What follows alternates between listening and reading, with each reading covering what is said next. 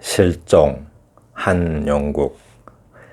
누워있는 남자의 입으로 공기가 밀려 들어간다.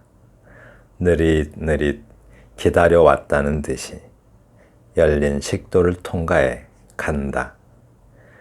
곧 저 공기는 남자의 꼬리뼈에서 마지막 흔적을 밀어내리라.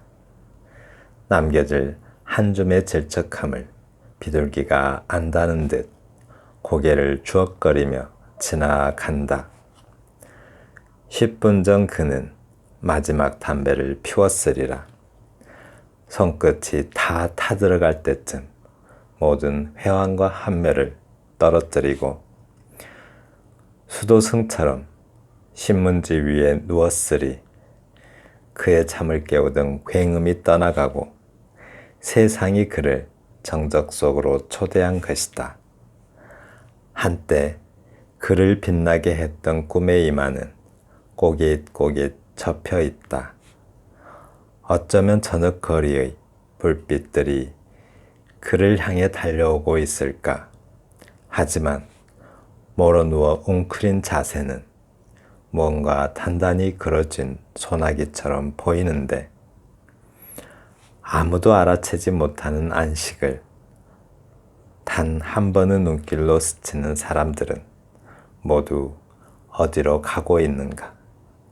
왜 이 소리 없는 찬옥 앞에서야 모든 궁극적인 질문은 보편성을 얻는가? 공기가 지나간 그의 몸을 얼룩진 신문의 활자들이 더듬더듬 읽으며 덮어주고 있다.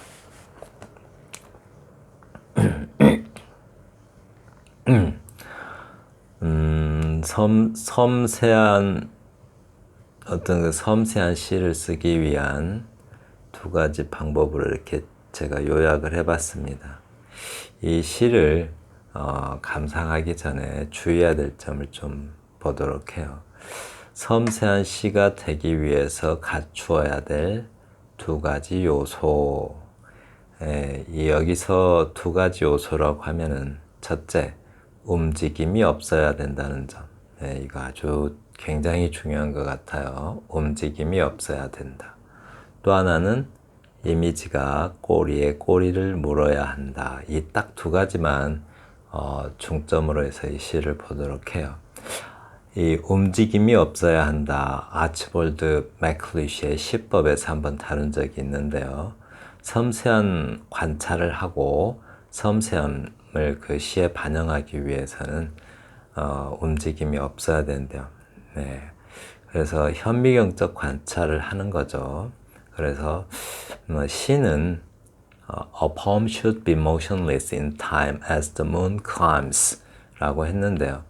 시는 마치 달이 떠오르는 것처럼 시간 속에서 움직임이 없어야 한다라고 했습니다. 달은 한 곳에 고정되어 있는 것처럼 아래를 비추어 주죠. 그래서 마치 달은 움직임이 없는 것처럼 보여요. 그러나 달은 떠오르고는 있죠. 그런데 우리가 보기에는 달이 마치 움직임이 없는 것 같아요. 그렇게 지속적으로 오랫동안 관찰합니다. 그리고 두 번째는 꼬리 이미지가 꼬리에 꼬리를 물어야 한다라고 했는데요. Living as the moon releases twig by twig the night entangled trees. 그러니까 달이 밤에 의해서 엉클어진 나무들을 한 가지 가지 하나하나 놓아주듯이 그렇게 남겨두고 가야 한다라고 해요. 그러니까 이 부분이 중요한데요.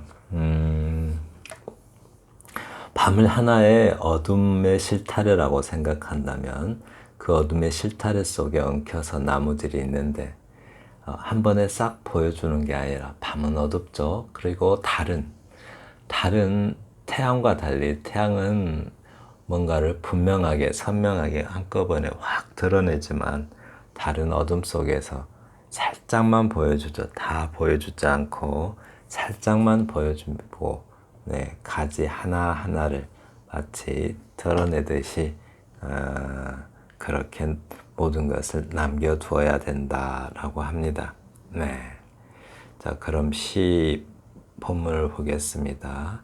실종, 한국용 시인이고요. 1971년생, 강원 태백 출생입니다. 네. 먼저 산문시로 쓰여져 있는데 이 꼬리에 꼬리를 문다는 이미지가 어떤 이미지인가를 좀 생각하면서 읽어야 될 것 같아요. 만약에 이 두 가지, 그러니까 하나는 움직임이 없어야 한다라는 관점과 이미지가 꼬리에 꼬리를 물어야 한다는 관점, 그 관점에 대해서 스스로 생각해 보고 싶으신 분들은 화면을 정지시키고 아래에 시를 먼저 해설 듣지 마시고 먼저 시를 보시기 바랍니다. 근데 이미지가 어떤 이미지가 꼬리에 꼬리를 무는지, 그리고 또 화자의 시선이 움직임이 없어야 된다는 것, 즉 고정된 카메라처럼 한 곳에 고정되어 있어요. 그러니까 화자의 시선이 마치 카메라가 고정되어 있는 것처럼 하나의 대상을 향해서 고정되어 있습니다. 그것을 보는 거죠. 그게 바로 움직임이 없는 관점입니다. 첫 번째, 누워있는 남자의 입으로 공기가 밀려 들어간다. 이 시에서 이 간다라는 이미지, 가요 어디론가 자꾸 누워있는 남자의 입으로 공기가 밀려 들어간대요.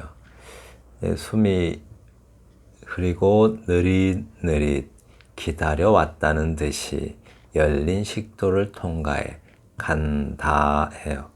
공기가 그러니까 식도가 아니라 기도를 통과해야 되는데 식도를 통과해 간다라고 해요. 뭔가 비정상이죠, 이렇게.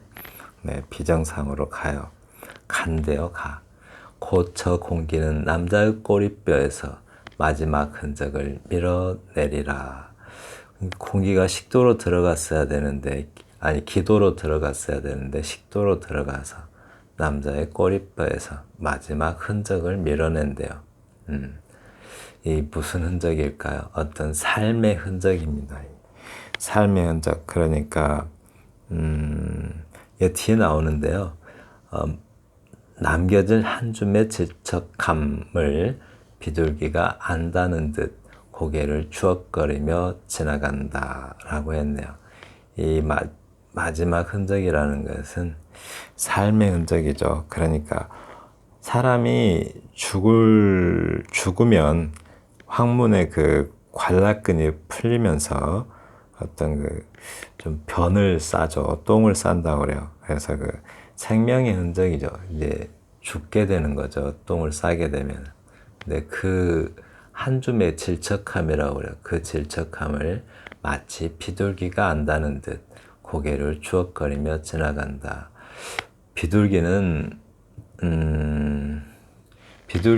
도시의 비둘기는 잘 안 날아다니고 걸어 다니죠. 그 공원 같은 데서.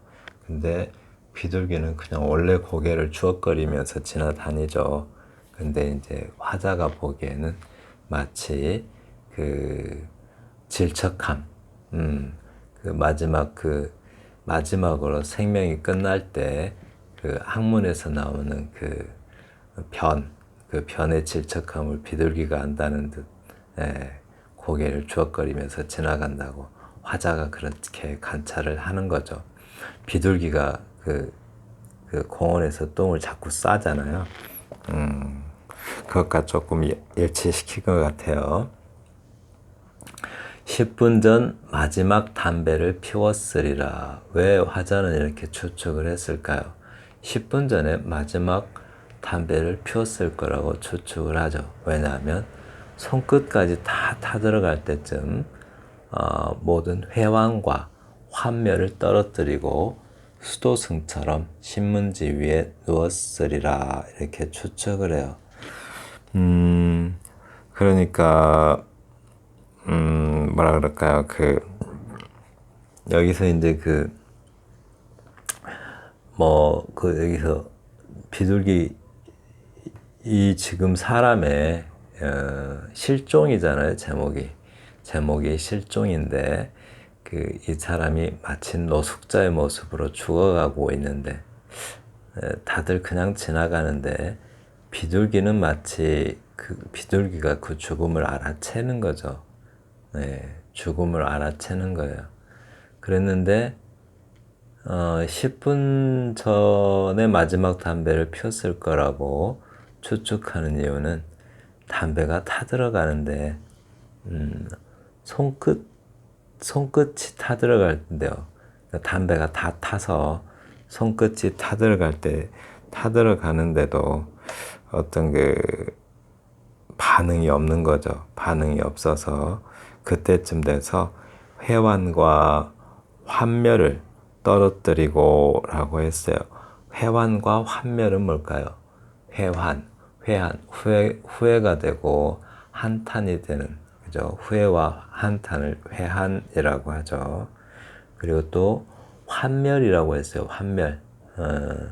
환멸이 뭘까요? 환은 헛보일 환자고, 멸은 꺼질 멸자죠. 그러니까 헛것, 우리가 헛것이라고 하는 것은 삶에서 꿈이나 희망, 환상, 기대, 꿈 이런 것들을 헛것으로 여긴다면 그런 것들이 다 꺼져가고, 네, 허무하게 그때 느끼는 것, 꿈이나 희망이 다 사라졌을 때, 다 꺼져갈 때 느끼는 인간의 어떤 속절없는 감정을 갖다가 환멸이라고 하죠.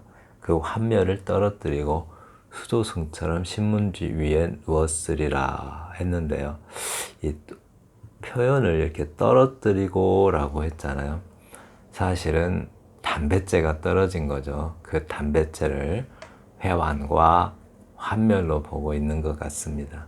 네, 담뱃재가 이렇게 떨어지는데 그 회환과 환멸을 떨어뜨리고 수도승처럼 신문지 위에 누웠으리라.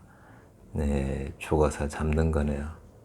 마치 노숙자가, 그죠? 실종된 사람이 노숙자의 삶을 살다가 그렇게 죽어가는 모습을 그린 듯 해요.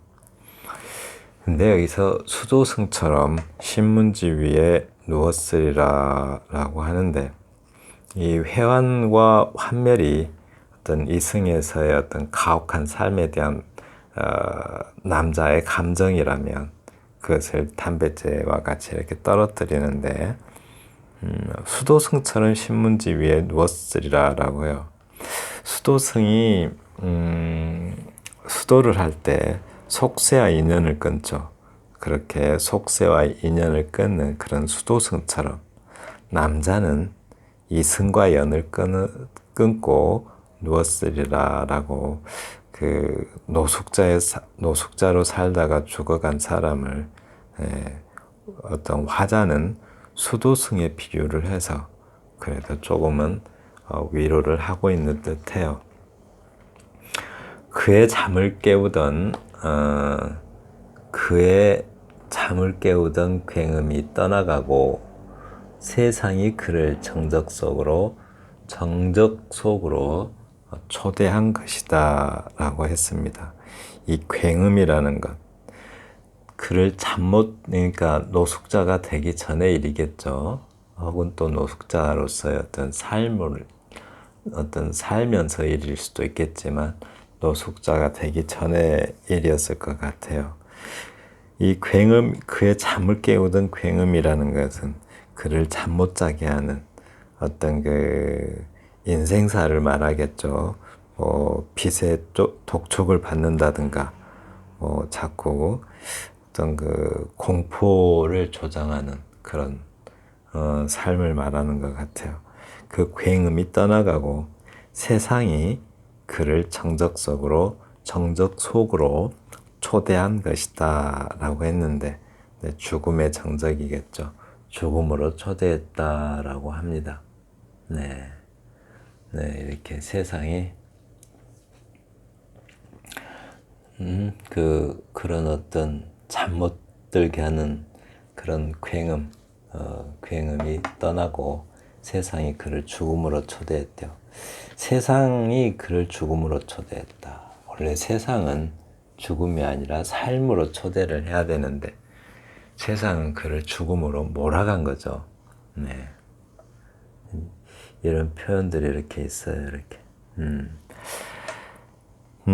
한때 그를 빛나게 했던 꿈의 이마는 꼬깃꼬깃 접혀 있다. 이 한때를 자꾸 띄어쓰는 분들이 있는데 띄어쓰지 않도록 조심하세요. 한때를 띄었으면 한때, 두때, 세때 이렇게 세는 개념이고요. 한때를 붙였으면 옛날 어느 시점에 라는 뜻이죠. 그래서 항상 붙여 쓰도록 조심해 주세요. 아니, 띄어쓰지 않도록 조심해 주세요. 그를 빛나게 했던 꿈의 이마는 꼬깃꼬깃 구겨져 있다. 네, 한때 이마가 이렇게 이마를 좀 까고 다닌 사람들 보면 뭔가 자신감이 있어 보이고 대단해 보이죠. 이마가 확 열려 있으면.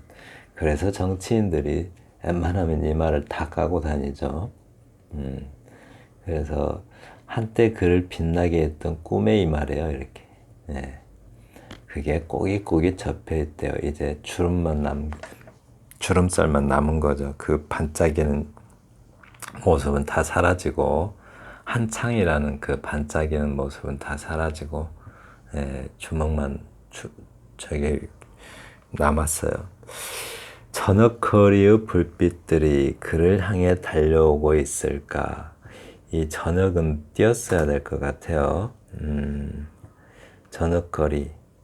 이 저녁거리를 붙였으면 이게 음식이죠. 음식. 저녁에 먹을 거리. 띄었으면 저녁의 거리죠. 그래서 띄었어야 될 것 같은데 시인의 의도를 제가 알 수가 없어서 일단 이렇게 하기로 하고요. 불빛들이 그를 향해 달려오고 있을까? 저녁 거리의 불빛들이 그를 향해 달려오고 있을까? 저녁은 어둠이죠, 어둠. 불빛은 그 어둠의 거리를 밝혀주는 어떤 희망을 말하는 것 같고요. 그를 향해 달려오고 있을까? 아니겠죠. 그는 죽어가고 있는데 어떤 세상에 어떤 많은 불빛들이 있지만 그를 향해서 달려오고 있는 불빛은 없다라고 말하는 것 같아요. 하지만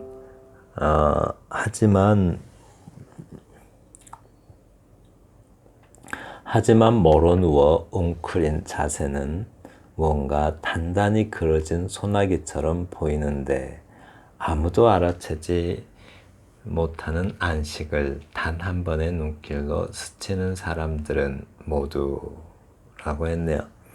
네, 모로 누웠대요. 모로는 옆으로 누운 거죠. 잠시만요.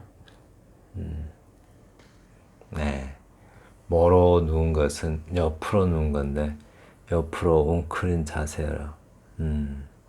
모로 누워서 웅크린 자세는 뭔가 단단히 그려진 소나귀처럼 보이는데 소나기에 뭔가 온몸으로 뭔가를 어떤 그려지고 있어요. 그려진다는 것은 뭔가 모아서 쥐는 거죠. 그것을 그려진다고 긁어 모아지듯이 이런 말이죠. 그래서 뭔가를 아직 다 내려놓지 못하고 있어요. 뭔가를 아직도 붙들어 잡고 있죠. 다 내려놓지 못하고 아직 뭐라 그럴까요? 그러니까 소나기로만 치는 게 아니라 온몸으로 뭔가를 치는 듯한 모습인데 어떤 이승에서의 인연 또는 이승에서의 어떤 욕망 그것을 다 놓지 못하고 있다라고 말합니다. 네, 아무도 알아채지 못하는 안식이래요. 길거리에서 노숙인이 안식은 죽음이잖아요. 노숙인이 길거리에서 죽어 있는데 아무도 알아채지 못한대요. 고독사 같죠. 그런데 단 한 번의 눈길로 스치는 사람들은 이라고 했어요. 모두 어디로 가고 있는가? 이 말은 왜 못 알아보고 그냥 다 떠나버리는가? 라고 묻고 있는 것 같죠. 단 한 번의 눈길로 스치는 사람들은 길거리에서 노숙인이 죽어 있어도 그가 죽어 있다는 거 못 느끼죠. 못 느끼는데 못 알아채죠. 그냥 뭐 노숙인 중에 한 사람인가 보다 하고 그냥 지나가잖아요. 그런 모습들. 그러니까 노숙자 죽음에 대해서 어떤 무관심, 그 행인들이 전혀 알아보지 못하고 다들 어디로 가는가라고 묻는 겁니다. 왜 이 소리 없는 찬옥 앞에서야, 이 소리 없는 찬옥 앞에서야 모든 궁극적인 질문은 보편성을 얻는가? 왜 그러는가? 라고 묻고 있어요. 이 보편성, 궁극적인 질문은 뭘까요? 이 세상이 어떤 한 노숙인의 죽음을 전혀 알아보지 못하는 이 비정한 세상에 대한 어떤 질문이겠죠. 그 궁극적인 질문이라는 게 냉혹한 세상. 그러니까 타인에게는 전혀 관심이 없고 비정하고 그래서 이 승에서 산다는 것이 이런 건가 하는 질문이죠. 그 질문이 보편성을 얻는가 이 말은 세상 누구나 모든 곳에서 던지는 보편적인 질문이 되는가라고 묻고 있어요. 우리는 어떤 사건이 터지고 나서야 그 사건에 관심을 갖죠. 그 사건에 대한 미리 이렇게 알아보거나 대비를 취하기보다는 그 노숙인의 죽음 앞에서 어떤 비극적인 죽음 앞에서야 겨우 그런 질문을 왜 던지는가라고 합니다. 탄식하는 거죠. 공기가 지나간 그의 몸을 얼룩진 신문의 활자들이 더듬더듬 읽으며 덮어주고 있다. 이 부분 참 안타까워요. 이렇게 표현을 너무 멋지게 하니까 마음이 아플 정도로 그냥 표현을 잘하신 것 같죠. 공기가 지나간 그의 몸을, 진짜 이거는 바람이 부니까 신문이 펄럭이는 거죠. 공기가 지나간 그의 몸을, 얼룩진 신문도 노숙인의 겉모습과 닮아서 얼룩졌대요. 더러워진 거죠. 신문의 활자는 언어니까 신문의 언어들이죠. 그를 더듬더듬 읽으며 덮어주고 있다. 그의 죽음을 알아보면서 덮어주고 있다라고 해요. 네, 지나간 신문인데, 그러니까 노숙인이 죽어 있어도 아무도 거들떠보지 않는 어떤 실종된 남자의 어떤 죽음 같은 건데, 그러니까 죽음을, 그러니까 신문도 지난 신문이잖아요. 그러니까 앞으로 아무도 읽지 않을 어떤 신문인 거죠. 그 신문 끝내 읽지 않겠죠. 그 신문은 얼룩지고 지난 신문이니까. 그러니까 날짜가 지난 신문이 그 남자의 죽음을 알아보고 위로하고 있다. 그러니까 비정한 이승의 세계는 끝내 이 노숙인의 죽음을 알아채지 못할, 끝내는 아니더라도 알아채지 못하는데 아무도 읽지 않을 그 신문이 그 남자의 죽음을 알고 더듬더듬 읽으면서 위로하고 있다라고 표현한 것 같습니다. 전체적인 뭔가 전체적으로 이렇게 이미지는 어떤 실종된 남자의 어떤 노숙인으로서 비극적인 죽음의 면에 어떤 비정한 세계, 어떤 뭐 잔인한 폭력성이 있음을 암시하는 듯해요. 네. 그래서 움직임이 없어야 한다라는 라는 점에 좀 관찰을 하셨나요? 카메라가 고정되어 있듯이 한 곳을 집중해서 관찰을 하죠. 노숙인에게 완전히 집중되어 있잖아요. 그리고 꼬리에 꼬리를 물어야 한다. 이미지가 뭔가 떠나가는 이미지가 계속해서 이렇게 이어져서 나오죠. 언어의 언어를 이어가듯이 그렇게 나옵니다. 네, 지금까지 실종, 한용국 시인의 실종을 통해서 섬세한 시가 되기 위해서 갖춰야 될 두 가지 요소를 살펴봤습니다. 두 가지 요소가 뭐죠? 움직임이 없어야 된다. 그리고 이미지가 꼬리에 꼬리를 물어야 된다. 이게 끊어지면은 섬세함이 조금 느슨해지겠죠. 꼬리에 꼬리를 물면 그 섬세함이 자세히 드러납니다. 네, 감사합니다.